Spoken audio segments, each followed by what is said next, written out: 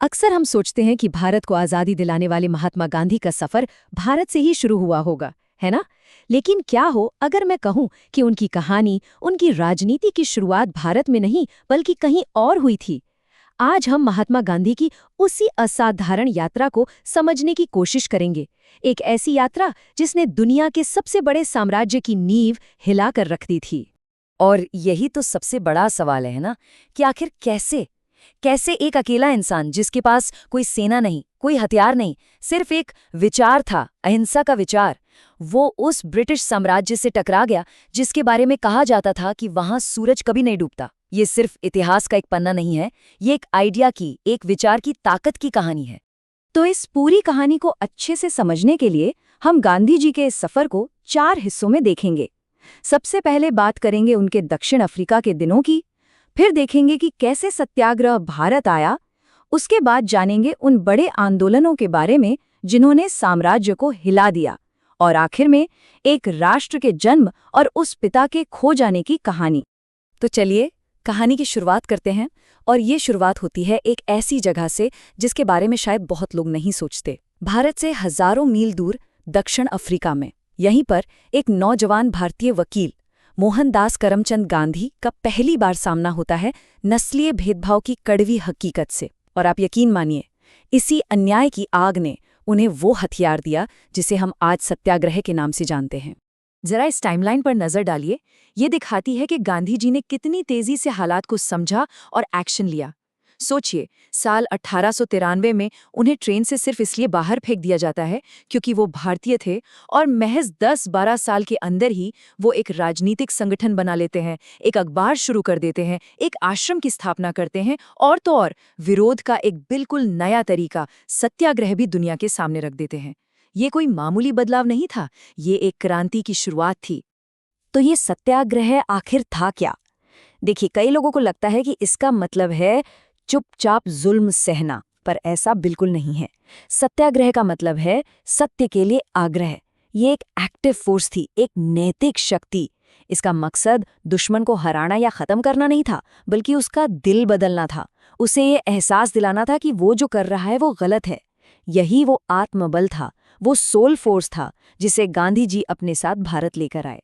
तो दक्षिण अफ्रीका में पूरे 21 साल बिताने के बाद 1915 में गांधी जी भारत वापस आए। लेकिन अब ये वो पहले वाले मोहनदास नहीं थे।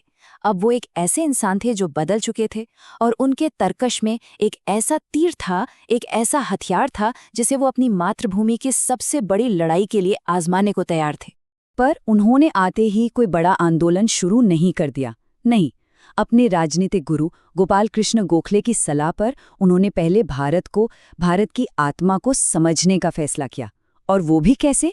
ट्रेन के 3rd क्लास डिब्बे में सफ़र करके, छोटे छोटे गांवों में रुककर, करोड़ों आम हिंदुस्तानियों की गरीबी, उनकी मुश्किलों को अपनी आंखों से देखकर।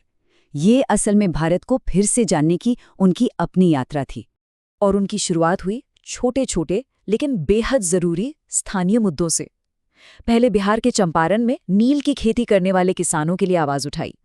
फिर गुजरात के खेड़ा में उन किसानों का साथ दिया जो फसल खराब होने पर भी लगान देने को मजबूर थे।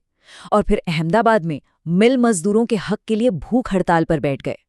ये जो शुरुआती 3 जीतें थी ना, इन्होंने एक बात साफ कर दी: सत्याग्रह काम करता है। और इसी के साथ गांधी सिर्फ एक नेता नहीं रहे, वो आम जनता के हीरो बन गए। तो अब तक जो हुआ वो तो बस एक ट्रेलर था। असली लड़ाई तो अब शुरू होनी थी। स्थानीय स्तर पर सत्याग्रह की कामयाबी के बाद अब निशाना बड़ा था। अब लक्ष्य छोटे मोटे सुधार नहीं, बल्कि सीधे सीधे ब्रिटिश राज की जड़ों पर वार करना था। और यहीं से शुरू होता है राष्ट्रीय आंदोलनों का वो दौर, वो 3 बड़ी लहरें जिन्होंने हिंदुस्तान का नक्शा ही बदल दिया। बात है साल 1919 की। ये वो साल था जिसने, आप कह सकते हैं, आग में घी डाल दिया। अंग्रेज एक बहुत ही काला कानून लेकर आए, रॉलेट एक्ट। मतलब किसी भी भारतीय को बिना कोई मुकदमा चलाए सीधा जेल में डाल दो। जब लोग इसी के खिलाफ शांति से अमृतसर के जलियांवाला बाग में जमा हुए, तो जनरल डायर ने उन निहत्थे लोगों पर गोलियां चलवा दी। इस नरसंहार ने पूरे देश की आत्मा को झकझोर कर रख दिया, और इसने गांधी के अहिंसक आंदोलन को एक जबरदस्त नैतिक ताकत दी। इसी बर्बरता के जवाब में गांधी जी ने अपने पहले राष्ट्रव्यापी आंदोलन का बिगुल फूका, असहयोग आंदोलन। लाखों लाखों लोग सड़कों पर उतर आए। छात्रों ने स्कूल कॉलेज छोड़ दिए, वकीलों ने अदालतें, लोगों ने सरकारी नौकरियां तक छोड़ दी। पूरा देश एक साथ खड़ा हो गया। लेकिन तभी उत्तर प्रदेश के चौरी चौरा में एक हिंसक घटना हो गई। गुस्साई भीड़ ने एक पुलिस थाने को आग लगा दी और जैसे ही गांधी जी को ये खबर मिली, उन्होंने इतना बड़ा आंदोलन वापस ले लिया। सोचिए कितना मुश्किल फैसला रहा होगा, पर इससे एक बात शीशे की तरह साफ हो गई। गांधी के लिए अहिंसा का सिद्धांत किसी भी जीत से कहीं ज्यादा बड़ा था। गांधी जी की सबसे बड़ी खासियत पता है क्या थी? वो रोजमर्रा की चीजों को क्रांति का प्रतीक बना देते थे। और भला नमक से ज्यादा रोजमर्रा की चीज क्या होगी?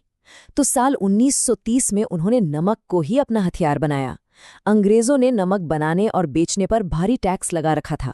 गांधी जी ने इसके खिलाफ 240 मील लंबी पैदल यात्रा की, दांडी तक। ये सिर्फ एक यात्रा नहीं थी, ये एक ऐलान था कि भारत के संसाधनों पर पहला हक भारतीयों का है। इस एक मार्च ने पूरी दुनिया का ध्यान भारत की आज़ादी की लड़ाई की तरफ खींच लिया। अब हम आ गए हैं साल 1942 में। पूरी दुनिया दूसरे विश्व युद्ध की आग में झुलस रही थी। ब्रिटिश साम्राज्य अपनी सबसे मुश्किल लड़ाई लड़ रहा था और काफी कमजोर पड़ चुका था। गांधी जी ने इस मौके को पहचाना। उन्होंने महसूस किया कि यही सही वक्त है आखिरी और सबसे जोरदार चोट करने का। और तब उन्होंने नारा दिया, भारत छोड़ो, क्विट इंडिया। ये अब तक का सबसे सीधा, सबसे साफ और सबसे बड़ा आह्वान था।